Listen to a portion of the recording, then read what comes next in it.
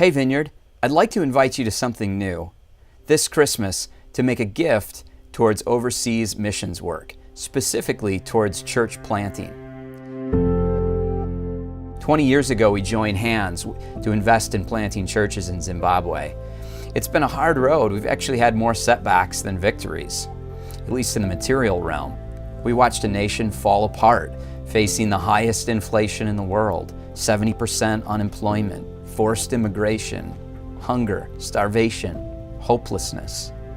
We've watched churches that we've planted struggle and fold as their members fled the country.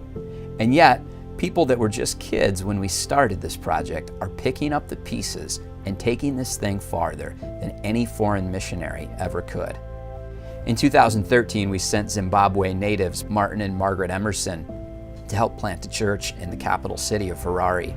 That church is now steadily growing, reaching into the lives of people in one of the most desperate situations on that continent. That church is focused on reaching beyond the walls of the church, starting small groups and kids clubs around the city, and taking to the streets to bring the hope of Jesus to a desperate nation. There are a lot of opportunities and I suppose demands at Christmas to give. A lot of good causes out there, but none quite like church planting. You've probably heard the old adage, give a man a fish, feed him for a day. Teach a man to fish, feed him for a lifetime. That's true, but it misses something. Where do you find all the generous people to do that kind of teaching and fishing? That's not a given. Most of the world is just too focused on feeding their own appetites to give much away. But you plant a church, and if the church does its job well, it will lead self-centered people into an encounter with God, an encounter that will transform them into generous, overflowing people, the kind of love and generosity it takes to transform an entire community. That's why we do church planting.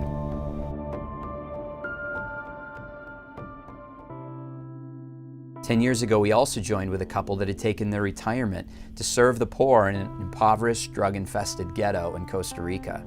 We sent teams of students and adults to serve. Along the way, incredible prayers were answered, healings happened, and to our great surprise, a church was born out of the passions of a few lonely Costa Rican teenagers who wanted to have a local church to call home. In a community of utter hopelessness, a church is now thriving with local leadership. We spent years teaching them, serving with them, teaching them how to lead small groups, how to care for their neighbors, how to pray for the sick. We sent them money to take their own missions trips to Nicaragua to learn their own lessons. We helped them build and furnish a beautiful church facility. The home we used to house American teams is now a nonprofit community education center that engages over 100 locals from affluent communities to teach sports and arts and job skills and cooking in a community where 10 years ago, crack cocaine was one of the few options for a young person.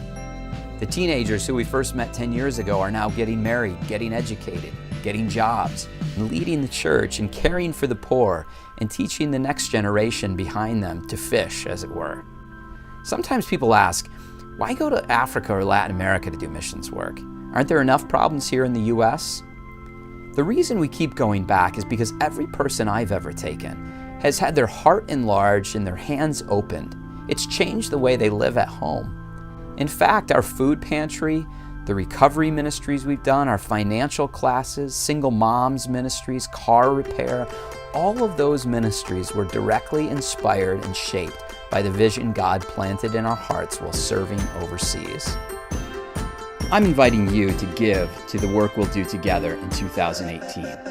We hope to send $10,000 to our partners in Zimbabwe so they can carry on church planting. We hope to give a large gift to our Costa Rican Vineyard family so they can buy equipment they wouldn't be able to and provide scholarships for kids. This month at the Vineyard, we're joining together to give. We'll give the gift of church this Christmas. I hope you'll join us.